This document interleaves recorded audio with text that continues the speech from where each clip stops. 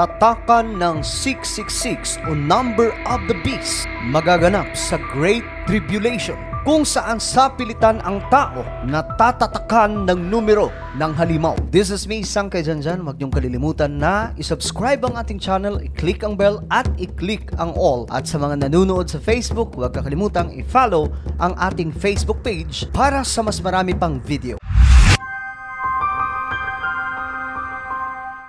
Ang salita ng Diyos o Biblia ay naglalaman mga sangkay ng mga mahalagang impormasyon, lalong-lalo na po pagdating sa mga propesiya upang maging babala at makapaghanda ang tao sa anumang mga mangyayari pa sa ating mundo, kung saan sinasabi sa Biblia na ang mundo ay mas magiging masalimuot habang tumatagal ang panahon. Inaabangan po ng lahat ng Kristiyano ay ang pagbabalik ni Jesus Christ, ang tinatawag na pagdagit sa lahat ng Kristiyano o rapture. Ngunit mga sangkay, bago po ito maganap, dadanasin muna ng ating mundo ang iba't ibang klaseng kaguluhan, kagaya na lamang po ng kasalukuyang nagaganap ngayon na nakapropesiya sa Biblia, ang paglaganap ng iba't ibang klaseng karamdaman, mga sigalot ng mga bansa, mga digmaan, at marami pa pong iba. Isa sa nakasulat sa Biblia, mga sangkay, na kinakatakutan ay ang tatakan ng tinatawag na 666. Ito po ay numero ng halimaw na nakatala sa salita ng Diyos sa Book of Revelation. Ang Book of Revelation ay ang huling libro na isinulat sa Biblia, kung saan mga sangkay mababasa po natin ang katakot-takot at nakakamanghang mangyayari sa mundo at sa tao. Sa mga hindi mananampalataya, iisipin nila na nakakatakot ito. Subalit yung may mga pananampalataya at naglilingkod ng tapat sa ating Panginoon ay hindi po basta-basta tatablan ng kahit na anong takot, sapagkat may personal siyang relasyon sa ating Panginoon. Sa Revelation chapter 13, naitala mga sangkay ang isang napakahalagang impormasyon na magaganap sa paparating na panahon. Ito ay ang tatakan ng number of the beast, na sino mang matatatakan neto mga sangkay ay kabahagi na po ng evil forces. Ayon po dito mga sangkay, sa pilitang pinatatakan ng ikalawang halimaw ang lahat ng tao sa kanilang kanang kamay o sa noo, maging sila'y dakila o hamak,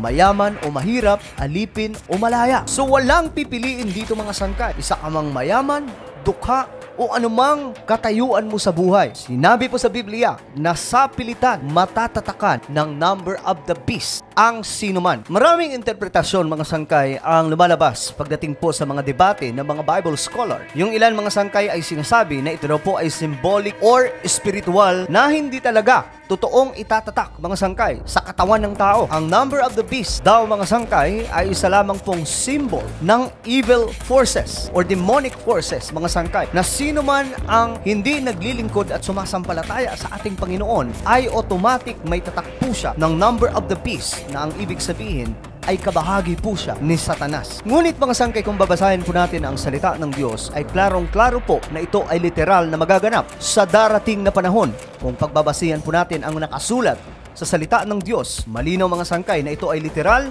na magaganap sa Great Tribulation, na sinasabi ng Biblia mga sangkay na sa pilitang patatatakan ng halimaw o kampon ni Lucifer ang lahat ng tao. Ganun po kay maimpluwensya mga sangkay kung sino man ang halimaw na ito, na tumutukoy din po sa kampon ni Antichrist. Walang pinipili mga sangkay, mahirap ka man o mayaman, kailangan mong dumaan sa pagpapatatak ng numero ng halimaw. And in verse 17, sinasabi po dito mga sangkay, at walang maaaring magtinda o bumili malibang sila'y may tatak ng pangalan ng halimaw o ng bilang na katumbas ng pangalan niyon. Malinaw na malinaw mga sangkay na hindi po ito symbolic. Ito po ay literal na magaganap, na sinabi po mismo sa Biblia mga sangkay na walang maaaring makapagtinda o makabili kung wala kang tatak ng halimaw. Kung papansinin po natin ngayon ang panahon mga sangkay, dahil po sa taas ng teknolohiya ngayon, pagdating po sa seguridad ng mga bansa, ang bawat mga bansa mga sangkay ay may kanya-kanya na pong estratehiya para maging safety ang bawat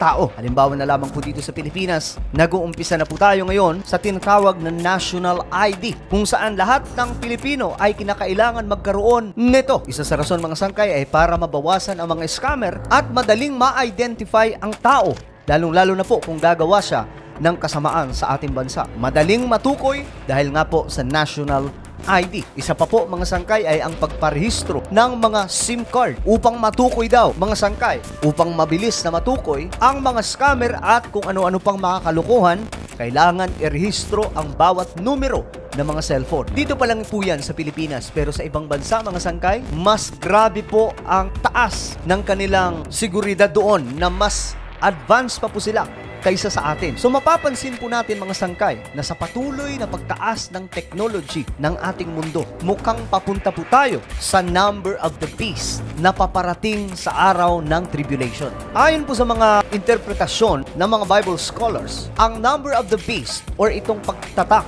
ng 666, ito raw po ay para sa seguridad ng tao.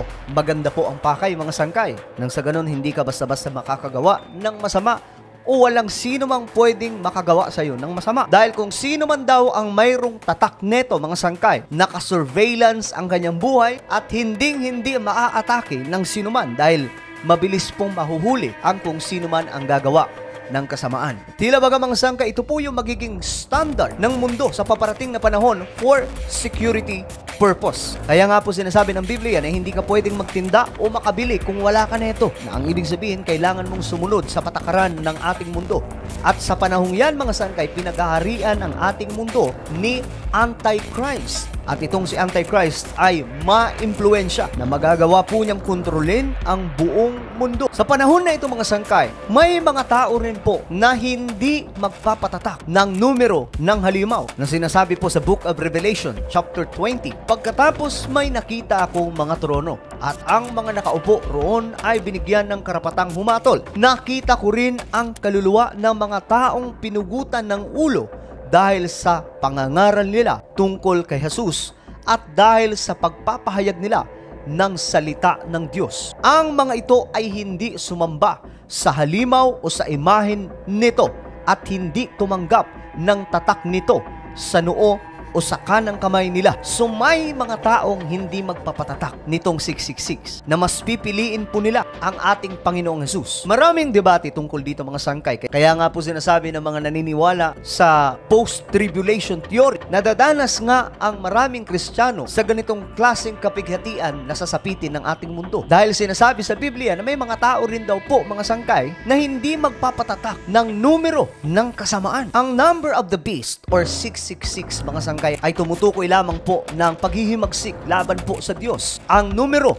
ng ating Panginoon ay number 7. Ang number 7 ay associated with completeness and perfection in the Bible. Samantalang, mga sangkay, itong number of the beast na 666 ay tumutukoy po sa rebellion ng isang nilalang laban po sa Diyos. Subalit, mga sangkay, wala pong makakapantay sa number 7. Kahit anong gawin ni Satan, Lucifer, hindi niya po mapapantayan ang pagiging perpekto ng ating Diyos na naglikha ng lahat ng bagay. So ngayon, mga sangkay, hindi pa po ito nag-uumpisa, itong tinatawag na tatakan ng 666. Dahil bago po ito mangyari, kailangan po munang lumitaw itong tinatawag na Antichrist na maghahari pansamantala, na manloloko sa mga leader sa buong mundo at magdadala ng peking kapayapaan na kalaunay, mga sangkay, hihilingin na niya o sapilitan na iuutos sa buong mundo na siya ay sambahin. Hanggang sa mangyayari nga po o magaganap ang tatakan